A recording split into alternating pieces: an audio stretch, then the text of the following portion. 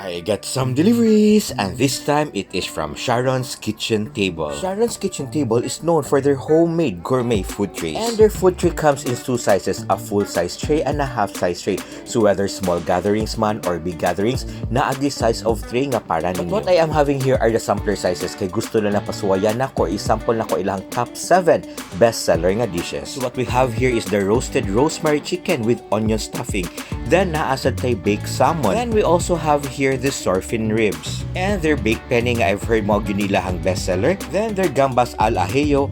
And their shrimp Aglio, Olio. And lastly, their beef Salpicao. Og mga ano ito guys, ugunahon gyud nato ang roasted rosemary chicken with onion stuffing. You can have this for 500 pesos, which is 1 kilo na siya, and approximately good for 4 to 6 people. And now let's try their Surfin ribs, which is 1,200 pesos, nga ang sauce could be original or spicy. And grabe siya kahumok guys, kitanaw. So klaro gyud kaayo no nga fall off the bones gyud siya. Tender gyud ang meat, and ganahan gyud ko kay generous kaayo sila sa sauce. And now let's try their shrimp Aglio Olio pasta, in which ang full tray aniya kay 950 pesos, yung half tray kay 700 pesos. Looking from it pa lang, sure kung satisfied na kay ko kay generous ang kaayo sila sa garlic. And ang sauce og shrimp, generous jud kaayo sila.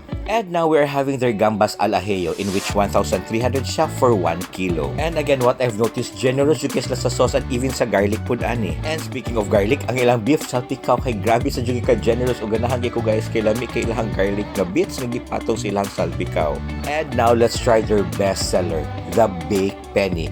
You can have a full tray of this for 950 pesos or half tray at 700 pesos. And looking from it and tasting it, grabe good kaayo siya ka meaty, grabe siya ka cheesy, and the pasta is really perfectly cooked. And lastly, we are trying their baked salmon, in which grabe siya ka cheesy, and ang side dish nga carrots ug corn daghan sa good kaayo. And to order, you may message their official social media accounts or search for them at LEB Delivery. But then again guys, always remember to eat in proper proportions and to brush your teeth after eating.